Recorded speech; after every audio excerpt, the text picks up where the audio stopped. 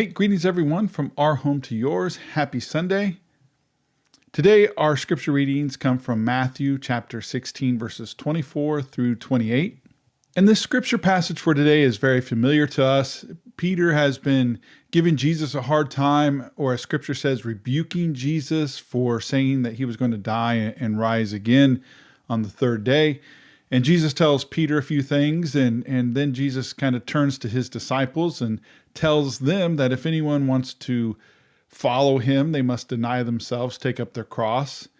He then talks about losing your life to gain the world, and then talks about coming with his angels in the glory of the Father, and then that each of them would be rewarded for what they had done, and that some of them would not die or taste death until they saw the Son of Man coming in his kingdom. Now, this is a very confusing passage. There's a lot of things packed in there. There's 3 or 4 different ideas, I think, coming out of that passage. And for me, thinking about this passage and meditating on it, I think I come away with a lot more questions than answers. First, I wondered why, to be a follower of Jesus, we would have to die if his death paid it all. I mean, Jesus' death paid the sacrifice, or as some theologians and commentators and preachers state, that he paid it all. He paid the ransom. He paid the debt that humanity owed to God. So why would we have to die to follow him? And second, why does Jesus start talking about saving your life but losing it? If they lose their life because of Jesus, they will find it. But then he says, what will it benefit a man if he gains the whole world yet loses his life? Or what will a man give in exchange for his life? And if this part of what Jesus is saying is like theologians and commentators and preachers say, that it is a passage about discipleship, and what Jesus is talking about is becoming his disciple, then it circles back around to question number 1. If Jesus paid the price, why do we have to die to be a disciple? And to me, it doesn't make sense. And it may be that the key to the question that I'm asking, or the questions that I'm asking, might actually be found in Jesus' rebuke to Peter in the prior passages. In Matthew 16:23, Jesus tells Peter that he, Peter, is an offense to him, Jesus, because he's not thinking in God's concerns, but man's.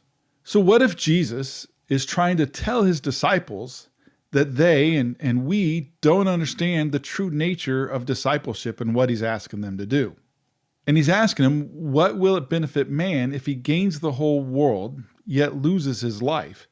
And when Jesus asks, what will a man give in exchange for his life? Or as the New Living Translation says, is anything worth more than your soul?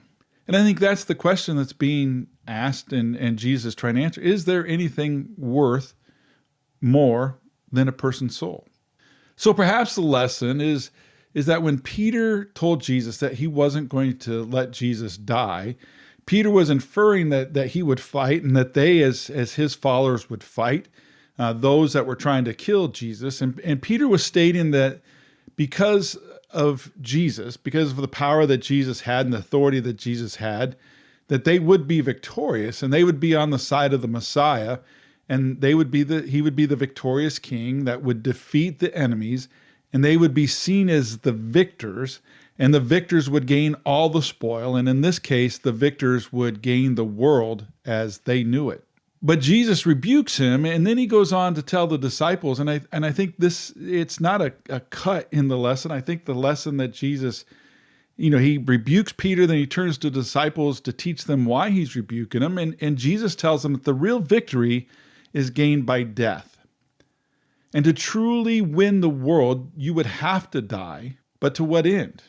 Is it worth your soul to fight and die for earthly victory?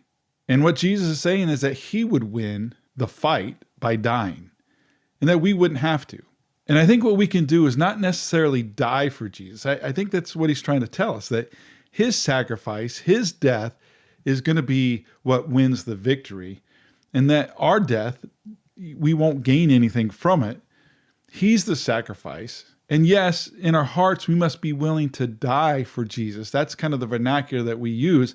But I think what Jesus is trying to get us to understand that is that really we have to be willing to live for Jesus, not by our death, but by using our lives, our talents, our strengths, our resources to make a difference in the world. You see, dying for a cause and for your friends and things like that, that's cool and honorable. But living for them and making the world a better place is the best way to really honor Jesus. Because remember, Jesus didn't come to make us more spiritual. Jesus came to make us better humans by living his life the way that he did and the things that he teaches us. He is teaching us to be better humans and to live our life in a way that we are helping others. And that is true discipleship.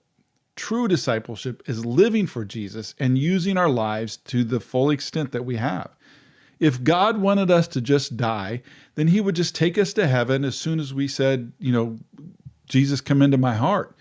But he doesn't. He doesn't take us then. Because Christianity is about creating a better world here and living in God's kingdom and living in that kingdom here on earth and making it on earth as it is in heaven. Because heaven is not our home. Think about that. Grace and peace to you. God bless you.